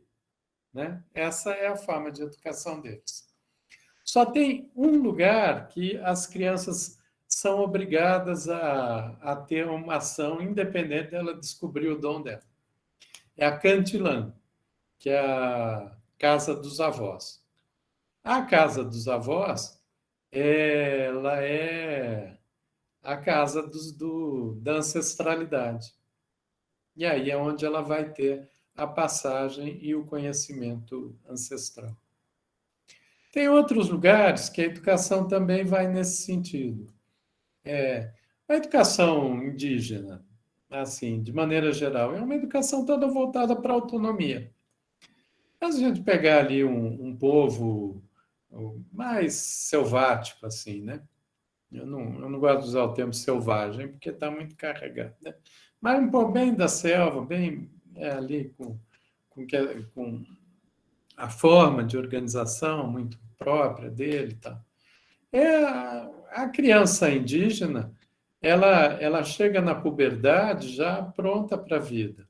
Ela sabe caçar, ela sabe pescar, ela sabe fazer um abrigo, ela sabe fazer uma cerâmica, se houver cerâmica, ela sabe fazer um trançado, ela sabe fazer uma comida, ela sabe, ela conhece, dá o nome para as plantinhas, ela conhece plantas medicinais.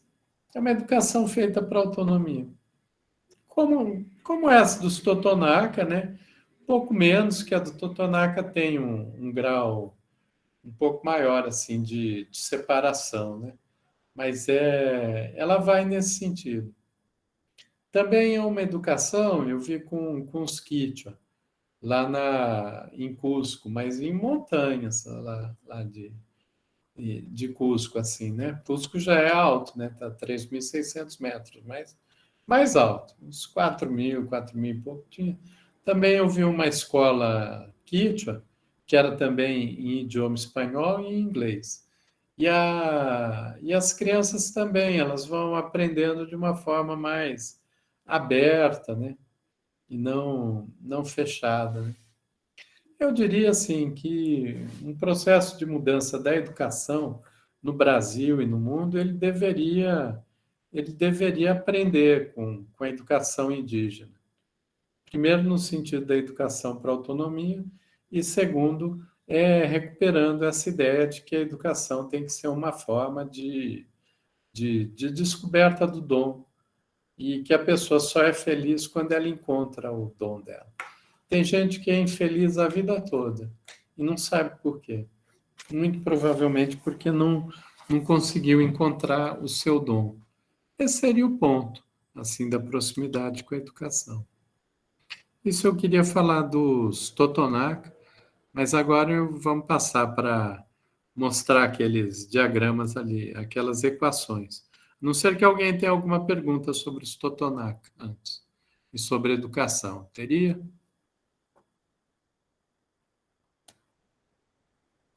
E não tendo, eu peço licença só para pegar uma água e a gente já começa, e o Américo vai pondo. Mas eu vi aqui que a Ana Luísa levantou a mão, e a Sandroca também. Então, pomos as duas.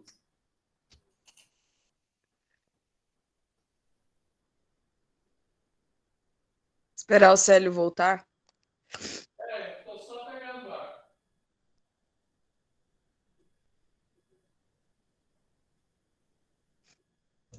Marcelo, você está sem som. Pronto, peguei água. Não. Jaque? Não. Vamos lá? Quem tinha inscrito? Pode falar?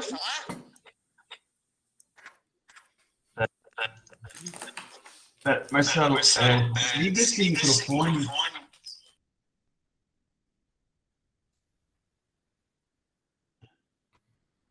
Vamos lá? Você está falando que o Marcelo está sem o microfone dele? Estou tentando ver se eu consigo.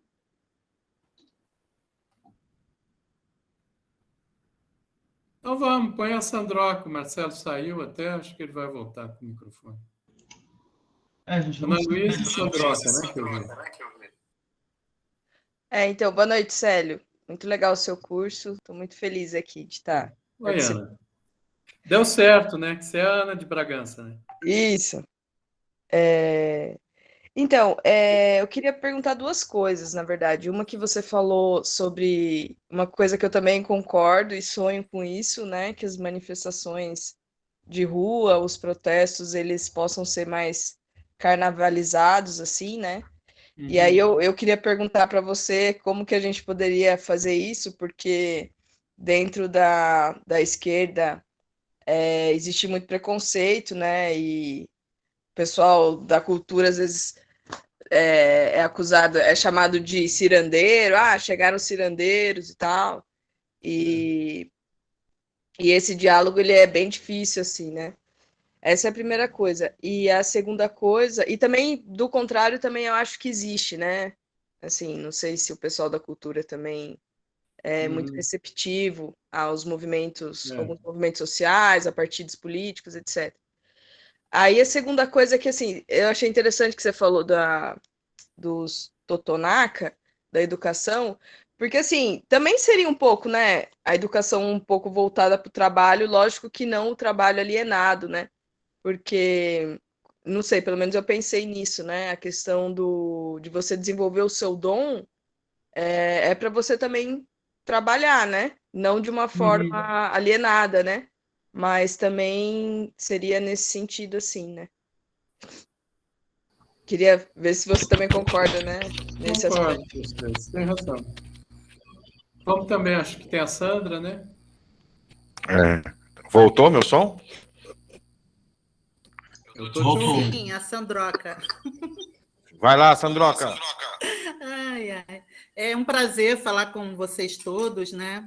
Com o Célio também. Eu estou super feliz. Eu sou da área da biologia, mas tudo que fala sobre a terra, sobre cultura, eu gosto imensamente. Eu estava lembrando de uma aula, Célio, não sei se você conhece, Sebastião Pinheiro.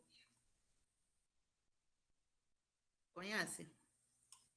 Um geógrafo. Sim. Não. Eu até vi que você escreveu, mas não. Pelo menos não tem assim, associação direta. Aí, quando você falava das escolas, eu remeto sempre às aulas dele, que eu assisti.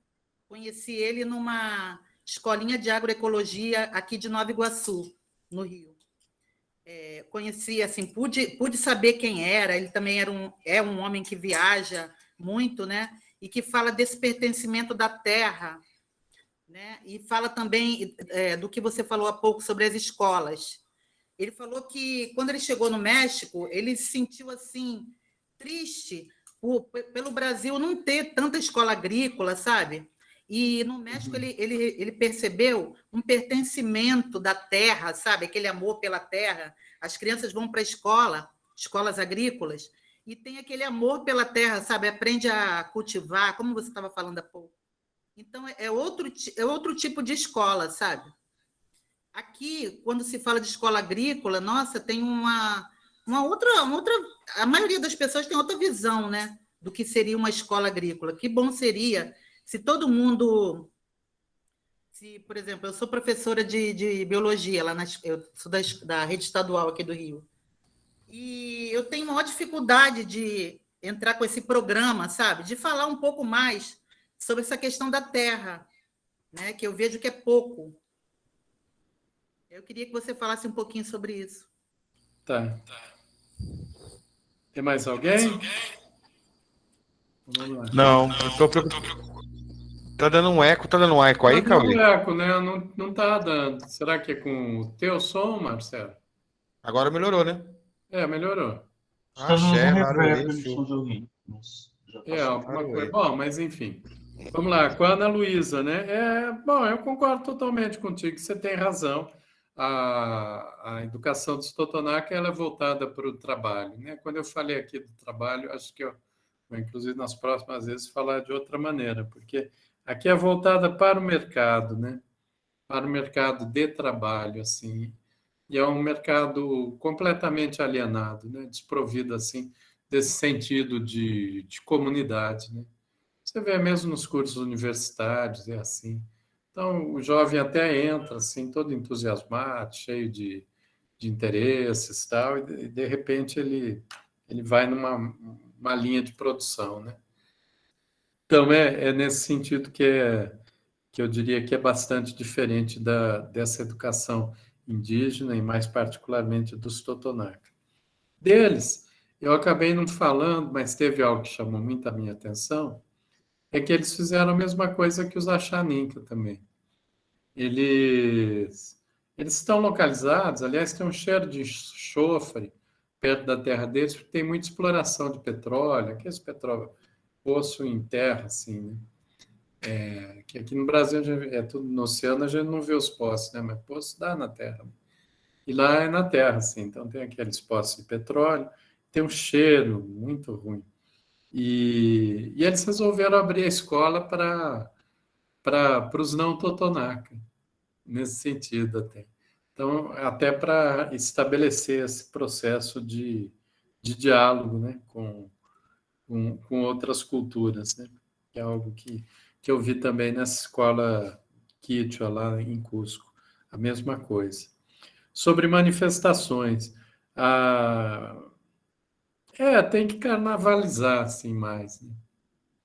No filme, quando eu citei a Batalha de Argel, não sei se vocês assistiram, foi muito bom, do Gilo Pontecorvo, e a música é do Ennio Morricone. É excelente, é dos anos 60, assim. Ele conta todo o processo da Frente Nacional de Libertação, lá da Argélia, né? E como que foi o processo de resistência aos franceses nos anos 50, mas houve uma repressão tão grande que todo o pessoal foi preso. Então acabou o movimento. E de repente, não mais de repente, eu não sei se 62 ou 63, o povo, um belo dia, começa a cantar, assim, as mulheres cantando, é bonito. Sabe aquele canto árabe, assim, berbere, assim, do norte da África, que é com a língua? Lá, lá, lá, lá, lá, lá, lá, lá, lá, você está ouvindo? Então, elas começaram e elas moraram na Cabaxa, assim, que é tipo uma favela, assim, tipo, olhar a Rocinha, tipo algo assim, né? Então, começou a ter esse grito, e por dias, e os franceses não sabiam o que fazer, porque a resistência foi com os gritos, e aí as mulheres... Eu fiquei emocionado até quando eu lembro dessa cena. Eu tenho até o DVD, porque eu gosto de rever muito. Você quase decora o filme. E aí o povo foi descendo por conta própria e dançando. E, em coisa de uma semana foi conquistada a libertação da Argélia. Claro que não foi só por isso, teve que ter a frente antes, lá o Fanon, que é da Martinica, que era psiquiatra lá na Argélia, um monte de gente, né? E eles estavam todos presos, e isso deu uma consciência também, né? Mas o momento assim, o momento de virada, a metamorfose, o voo da borboleta foi a partir desse processo. E o filme parece até um documentário, tá? É bem, bem bonito para a gente ver. Eu imagino algo assim. Quando eu fiquei observando também essas manifestações indígenas que houve no Equador em 2019, também do Chile, eu vi essa forma mais participativa, mais coletiva. É até estranho, assim, o pessoal vai até com roupa de Mulher Maravilha, não sei o que, de super-herói, cria umas coreografias. Se vocês procurarem em YouTube, vocês vão achar. E fazem um monte de coreografia, algumas bem de cultura de massa mesmo, acho que tem uma até do Thriller lá, do zumbi, enfrentando os carabineiros. Mas também, quando vai, é choque, tanto que o pessoal lá não sai correndo, não, de medo, eles enfrentam lá. Mas ela teve muita essa participação. Concordo com você de que há preconceito de lado a lado, né? O pessoal da cultura também tem esse povo da cultura, assim, entre aspas, né? É um tanto quanto refratário a essas formas mais organizadas, assim, mais verticalizadas, eu diria, não organizadas, porque um carnaval é o que tem de mais organizado. Parece bagunça, assim, um caos, de repente tem um apito, um grito e pá, 5.000 pessoas entram na avenida numa ópera super sincronizada. Então, ele é muito organizado. Mas ele tem uma outra organicidade, né? Que esses atos mais verticais, né? Então, precisa ter uma comunicação Mas sobre isso. eu não sei, assim, né? Mas, por exemplo, muita coisa da cultura popular é bem hierarquizada também, né? Na hora de Tem um implantação, sim. mestre, né? Que vai. Não é tão simples assim. É. Mas ela tem essa... É o performático. Na cultura tradicional, muito dessas conversas, dos diálogos, eles são performáticos. E a gente não faz isso. Então, a gente transformou assim. É bastante europeizado assim, o nosso modo de nos manifestar. Ele é muito da racionalidade, do verbo, né? E é só o verbo, né, a fala. Então, quem acaba tendo controle da fala tem mais poder. Por isso, inclusive, é mais masculinizado também, esse processo, né, controles. Célio, Então, você viu alguma... eu diria que talvez o termo resquício? correto seria o performático. Você viu algum resquício lá no Chile, naquela comunidade La Población? Você viu algum resquício dessas civilizações do Chile? Do Chile? Qual do Chile que você está falando?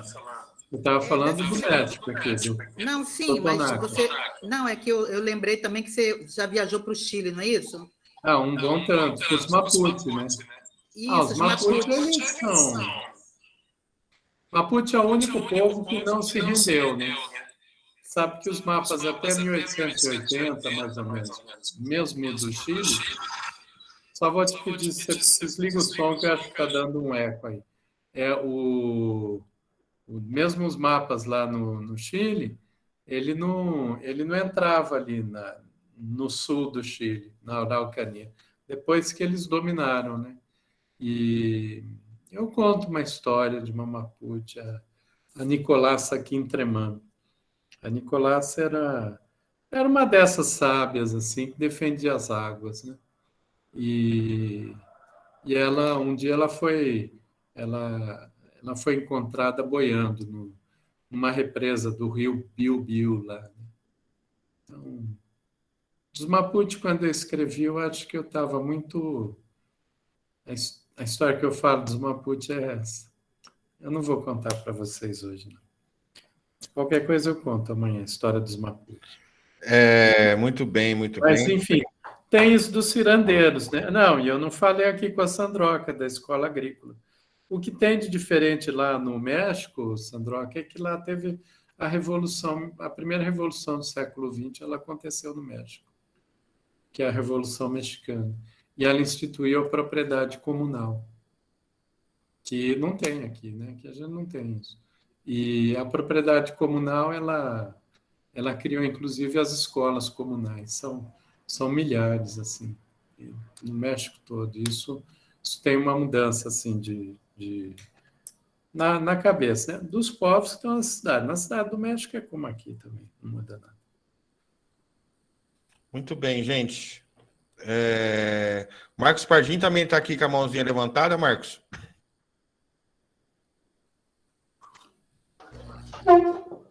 Oi, Célio. Oi, Marcelo. Eu queria só dar um pequeno depoimento nessa conversa da carnavalização, da culturalização da política. Aqui em Salto, onde eu moro, é uma cidade muito tradicional, né, muito conservadora, e o campo progressista, o campo da esquerda, só exerceu a administração pública aqui durante 4 anos, entre 2003 e 2016, né? E foi massacrado, porque foi o período em que a esquerda foi absolutamente criminalizada no país. Tem uma história muito bacana aqui, Célio. Na posse que ocorreu no dia 1º de janeiro de 2013, eu participei, né? Eu fui convidado a estar secretário de Cultura na época, e eu participei do processo de como é que vai ser a posse e tal. E eu fiz uma proposta grupo que venceu a eleição, de que fosse carnavalizado, que fosse culturalizado, que fosse uma posse cultural, que tivesse cortejo, que começasse num determinado local e fosse terminar no Palácio das Artes, e que fosse atividades culturais que durassem várias horas, e foi assim. Teve um cortejo, e aí terminou lá no espaço artístico da cidade, e aí no Pavilhão das Artes, e começou às 16h e foi até mais de meia-noite. Então foi uma experiência que eu desconheço que tenha acontecido em outro lugar, e foi bem bacana, foi bem carnavalizada a posse, não teve discurso, não teve aquela coisa, né, tradicional do político que quando ganha, né? Então foi bem bacana, foi bem interessante. Eu acho que são experiências assim mais distribuídas de energia, né? São mais de potência e menos de poder, né? Ô, Célio, evocar aqui Ivan Nogales, o diretor de teatro Ivan Nogales, que já fez a sua passagem, que ele acho que é um grande mestre dessa coisa da arte e manifestação, né? Que eu até me inspiro nele quando eu faço meus teatros por aqui também. Um videozinho de 1 minuto e meio para simbolizar quando que a cultura e a política possam fazer essa terceiro elemento de mobilização, convocando aqui Assalto Poético à La Paz, que foi, até me emociona aqui, a abertura do primeiro Congresso Cultura Viva Comunitária, onde a gente desceu de El Alto até a praça, lá como se fosse a Praça da Sé, uma praça que tem as grandes decisões políticas. Então, convocando aqui grande Ivan Nogales, que é um mestre na arte de política e arte ao mesmo tempo e agora. Vamos lá.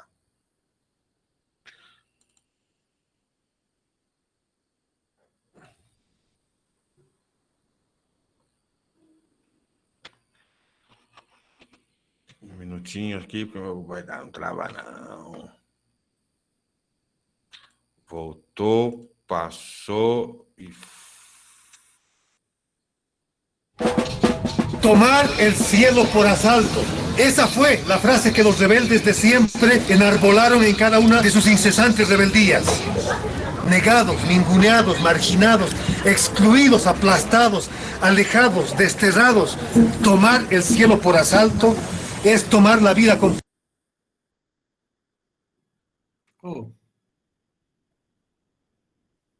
Poesía. Aquí nació la Caravana por la Vida y el Congreso. Bienvenido entonces Congreso, primer Congreso Latinoamericano de Cultura Viva Comunitaria. Bienvenido Poética del Sueño.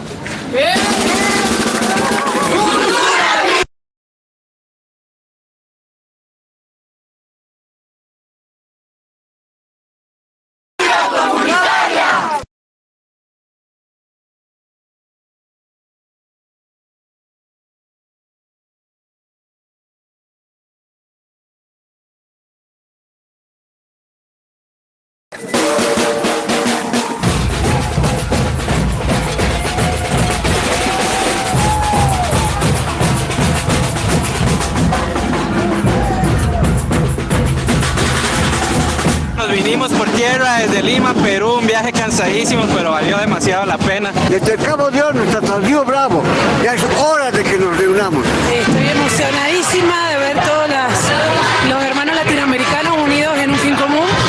La paz, lo estamos por la paz en el mundo, la paz. Desde la música, el arte, hasta el sentimiento, lo más intenso que se puede vivir. Lanzamos un abrazo infinito, con las alas del alto llegaremos a la paz.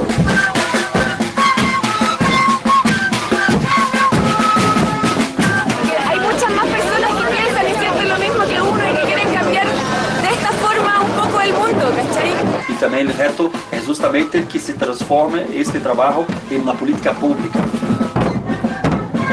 Un pueblo puede ser derrotado en lo militar, puede ser controlado en lo económico, pero ningún pueblo puede ser aniquilado en lo cultural. ¡No lo olviden! ¡Aquí venimos los pueblos!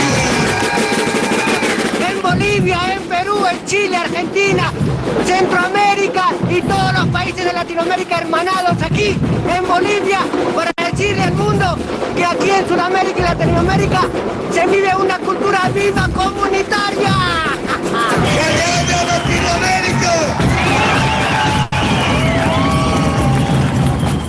Muito bem, você que chegou aqui no final da aula 2 do curso Por Todos os Caminhos, Pontos de Cultura na América Latina.